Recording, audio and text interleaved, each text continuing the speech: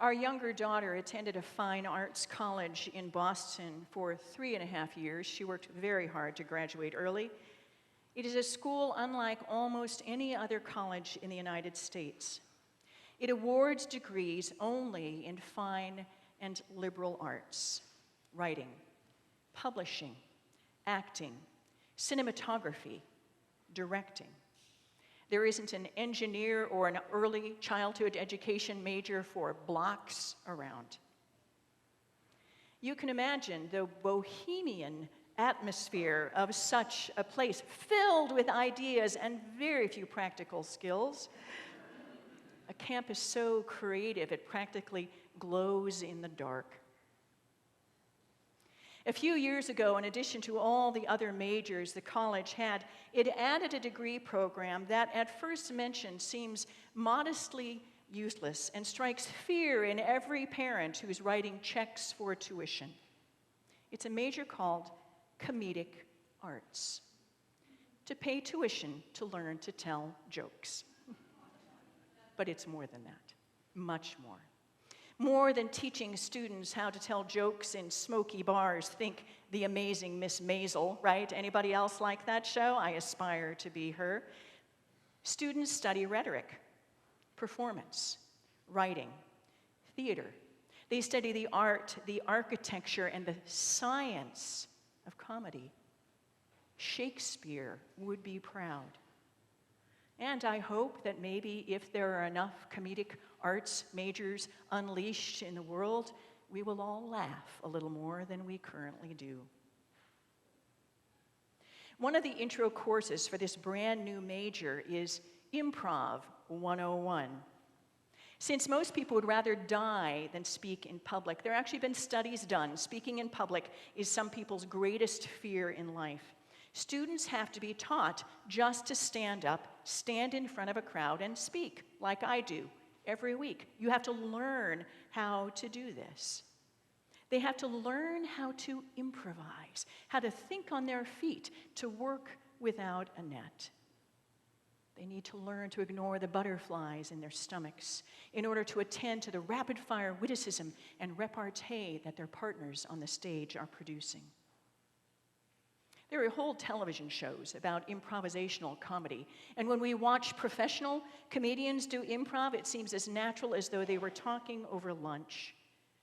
But it is, in fact, an art, a skill, a finely tuned mental discipline.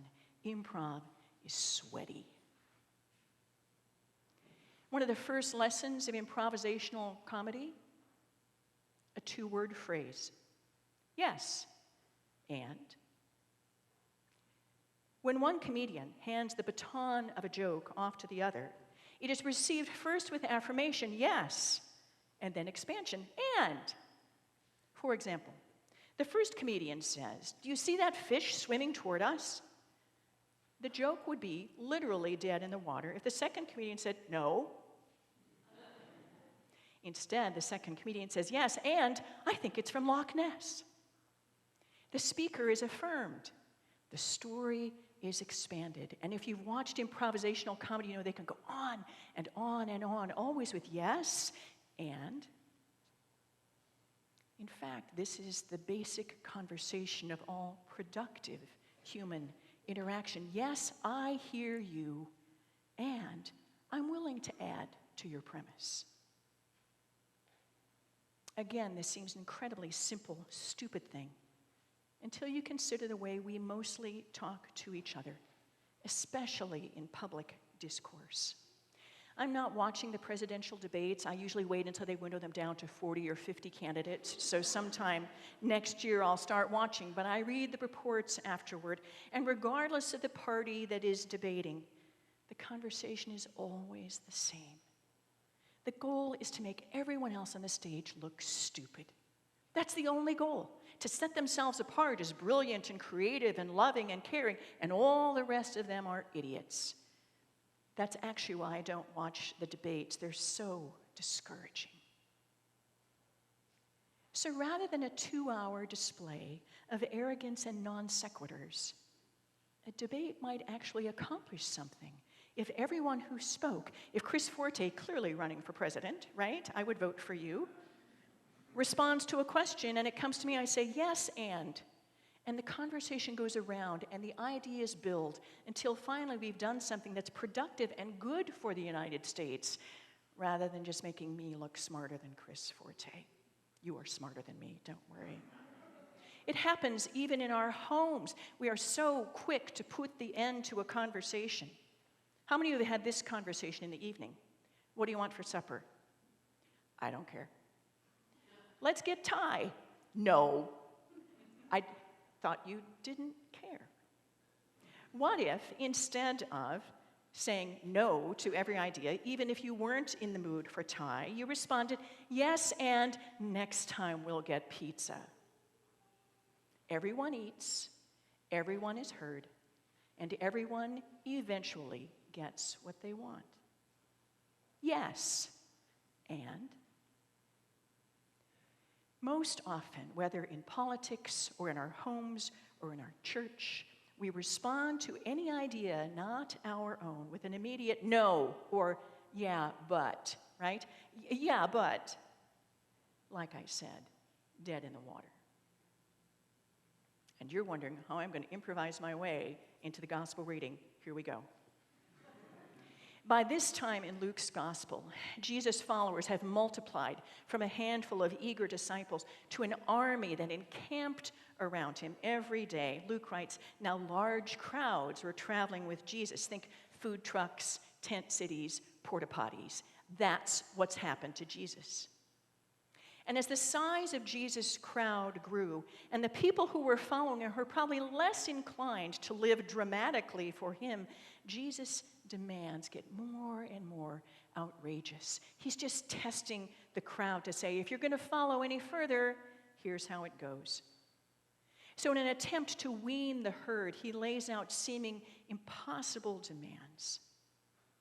It is possible, to be fair, that Jesus' demands are hyperbolic, that he's simply wanting to get a rise, but he was trying to expose the limits of their love. So he turned to this enormous crowd. He said, follow me, hate your father and mother. Follow me, count the cost, admit when you were wrong. Follow me, give everything away.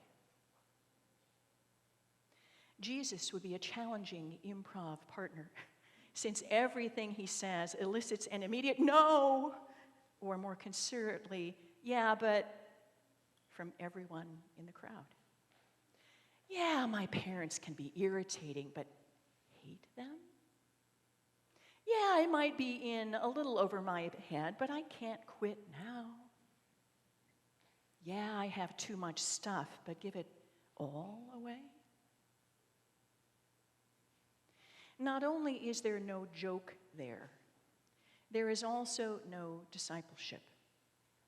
When we won't even consider Jesus' demands, or even wonder about them, or entertain the possibility of what that might look like in my life, then we also can't even consider calling ourselves disciples.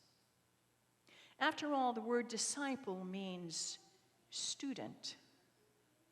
Show me the student who says no or yeah, but to everything the teacher says, and I'll show you a student who learns nothing. So imagine if, going forward, we just had a vitality talk this morning and started thinking out loud about where we might be headed and doing some things differently than we have before. We hope that what we're doing is God-driven and not just ourselves. And imagine if, as we start rolling things out here, where God places opportunities in your own path, we paused before we pounced. We considered the merits of his request. We imagined our way into his world, even for a moment, improvising all the way. After all, Jesus says, forgive those who harm you. To which we say, yeah, but you don't have my mother-in-law. Forgive those who have harmed you.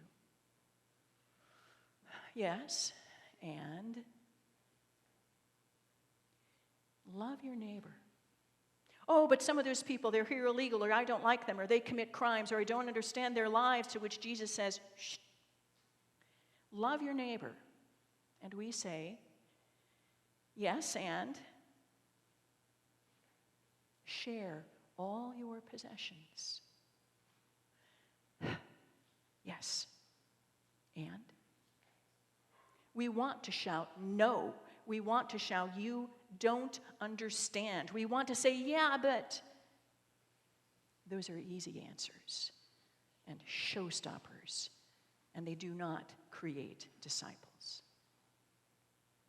Closer to home, imagine that someone with whom you live or work or study floats an unlikely idea. Instead of saying, what are you, nuts? Or, yeah, that would never work. You said to your colleague, to your spouse, to your child, to your teacher, yeah. And there's a conversation there. There's a life there. There's discipleship there. There are so many in the world who follow Jesus with incredible certainty and confidence. They can all read Jesus' mind. I don't know what I think most of the time. How would I know what Jesus is thinking? They're quick with a no or a yeah, but. They know who Jesus loves and who Jesus doesn't. They know what behaviors are acceptable to Jesus and which ones aren't. They can ascertain, even at a great distance, who is on the stairway to heaven and who is on the highway to hell. So certain that they can say to the whole world, no, no. For all their certainty, I fear they are not following very far. Discipleship isn't no. Discipleship isn't but. Discipleship is yes. And Jesus doesn't expect us to be perfect anyway, to follow him off a cliff like lemurs. Jesus doesn't expect to follow without question, to be dogmatic, to be rigid. Jesus asks us to improvise. Follow me. Today we say yes, and